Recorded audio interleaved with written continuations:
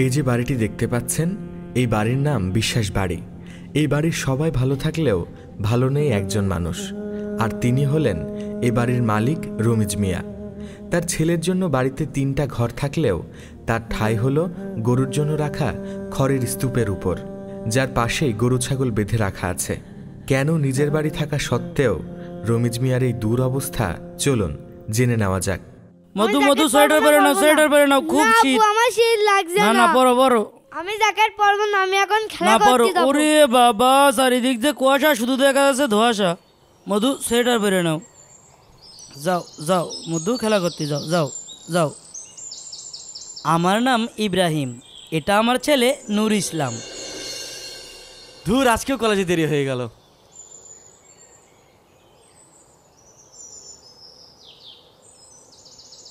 আমি ওমর, আমি inter first ইয়ারে পড়ি।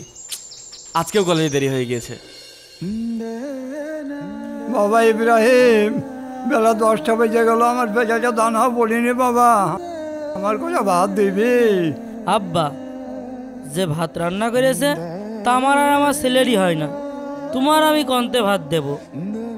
আমি কি এখন না খেয়ে থাকবো? আল্লাহ আমার মরণও করে না। আব্বা, আমি আর খাবো না। না মধু, খাও। আমার পেট ভরে গিয়ে।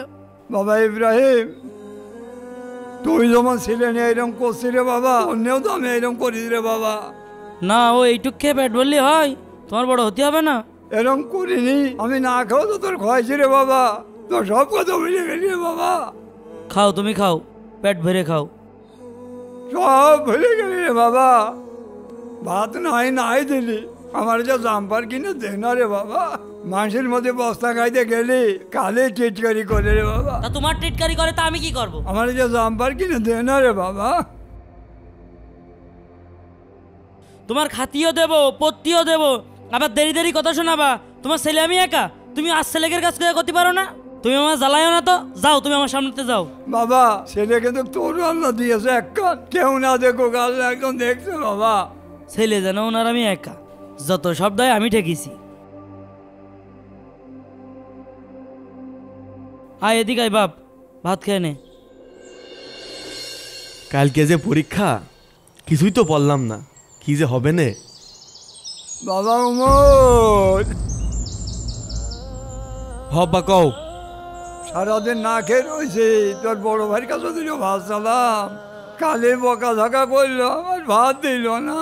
দেখো আব্বা, ওই বড় ভাইয়ের ঝামেলার ভিতরে আমার টানবা না।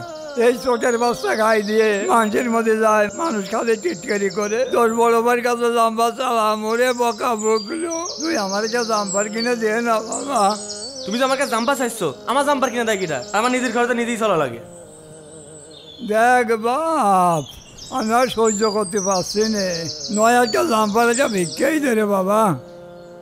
ধুর, মানে কিছুটা করতে পারি না, কেন্দে ফেলো।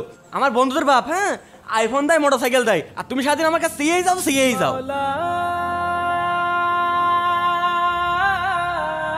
এই আপদটা মরেও না।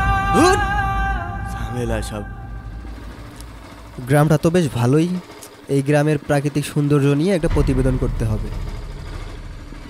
একই ওইখানে একটা কে যেন শুয়ে আছে মনে হচ্ছে, যাই তো।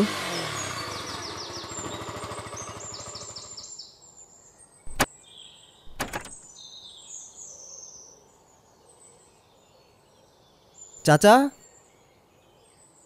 আপনি এই খড়ের গাদায় শুয়ে আছেন কেন? কি করবো রে বাবা, আমার 3 ছেলে কেউ আমার দেখে না রে বাবা। আরে কাকা, আমি একজন সাংবাদিক, আমি এখন আপনার একটা নিউজ করে দেবো, বুঝলেন? তারপরে এই দেশবাসী দেখার পরে আপনার একটা ভালো ব্যবস্থা হবে ইনশাআল্লাহ। সুপ্রিয় দর্শক, আপনারা দেখতে পাচ্ছেন এখানে একজন বাবার বয়সী লোক শুয়ে আছে, তাকে কি নির্মম ভাবে দেখেন, আপনারা দেখতেই পাচ্ছেন এই খড় গাদায় ফেলে রেখেছে।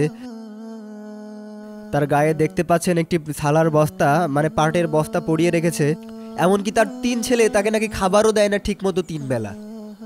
তো যারা আমার ভিডিওটি দেখছেন তাদের কাছে একটি আবেদন, এই ভিডিওটি শেয়ার করে সবার কাছে ছড়িয়ে দিন। দাদারা ভিডিও করছে, আমার দাদার ভাইরাল করে দিবা।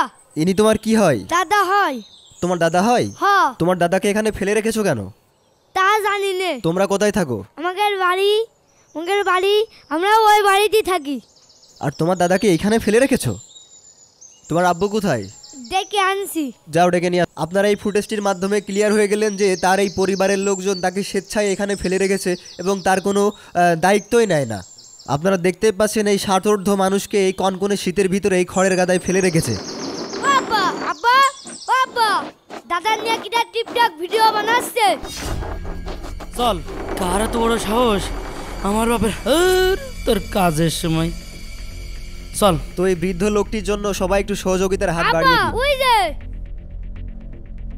এই ভাই, এই কি করছেন আপনি? কি করছি মানে? এই বৃদ্ধ লোক আপনার কি হয়? এই ভিডিও করছেন কি জন্য? বলেন এই লোক আপনার কি হয়? আরে এই লোক আমার বাবা ভাই। এই লোক আপনার বাবা হয়? তাহলে এখানে ফেলে রেখেছেন কেন? আরে ভিডিও করছেন কি? বুঝলাম না আপনি এমন করছেন কেন? আরে ভিডিও করছেন কি? আপনি ক্যামেরা নিতে আসছেন কেন? এই ভাই আপনি এমন করছেন কেন? সব কিছু রেকর্ড হচ্ছে। আপনি আমার কাছে বাধা দেবেন না, সরেন। আপনি এমন করছেন কেন? আমি একজন সাংবাদিক। আমি একজন সাংবাদিক, আপনি আমার সঙ্গে এমন ব্যবহার করতে পারেন না। আপনি এমন ব্যবহার করতে পারেন না। দূর হয়ে আরে পিচ্ছি সরো তো। কি ভাই সমস্যা কি? আমার ফোনে সব রেকর্ড হচ্ছে। আমার ফোনে সব রেকর্ড হচ্ছে। মিডিয়ায় ছেড়েই দেব, ভাইরাল করেই ছাড়ব।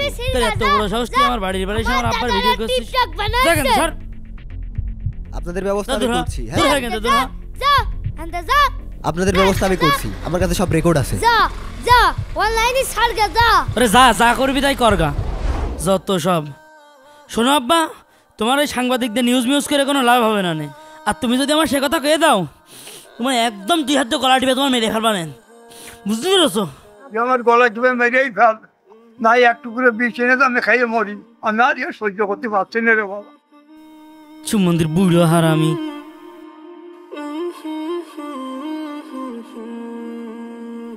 আব্বা আমার একটা সাইকেল কিনে দিবা। ঠিক আছে মধু। এ মেজো ভাই, মেজো ভাই কি হয়েছে জানিস? কি হয়েছে? এই দেখ, কারা আব্বার ভিডিও করে ছেড়ে দিয়েছে আর সে ভিডিও ভাইরাল হয়ে গিয়েছে। ওই সাংবাদিক বিটা। আমি তো কলেজে যেতে পারছি না, মান সম্মান কিছু থাকছে না আমার। আর আব্বাস যে কি কব, মল্লু তো বাঁচতাম। বড় ভাই যদি এই ঘটনা জানতে পারে, তুইও বাড়ি থাকতে পারবি না, আমিও বাড়ি থাকতে পারবো না। তাহলে এখন কি করব? বড় ভাই টাকা পাঠিয়েছে, সেটা তুই খাইছিস আর আবার গোয়াল ঘরে ফেলে রাখিছিস। যদি কোনো ঝামেলা হয় আমার ডাকবি না বলে দিলাম। টাকা শুধু আমি একা খাইছি না? তোমার পদ্মারি, তোমার ফল চালানো কোন দেশ সব? আব্বা আমার সাইকেল কিনে দিবা নে? হাসব দিবানে। দাঁড়ান দাঁড়ান দাঁড়ান দাঁড়ান দাঁড়ান। আব্বু আমার নামায় দাও। আসো আব্বু, চলে আসি। ভাই ভাড়া কত? 20 টাকা। এই নেন। আচ্ছা ঠিক আছে, চলো বাবা। চলো আব্বু চলো। আব্বু হ্যাঁ দাদু বাড়ি এইটা না ওইটা? ওইটা না বাবা, এই যে এটা।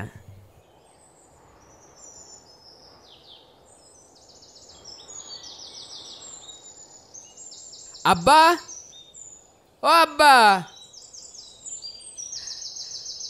বাড়িতে কারো দেখছি না কেন? আব্বা, ও আব্বা। আব্বু দাদু কোথায়? তোমার দাদুকে তো আমিও দেখছি না। হে আমি কি দেখছি? এ তো আমার বাবা। হ্যাঁ এখানে। আব্বা, আব্বা। ওরে তুই আইছি বাবা, তো ছোট ভাই আমার খাতেও দেয় না, একটা জাম্পারে কিনে দেয় না রে বাবা। ইব্রাহিম, এই ইব্রাহিম। কিরে, বড় ভাইয়ের গলা মনে হচ্ছে। এই ওমর, এই কোথায় গেলি? এই এদিকে আই।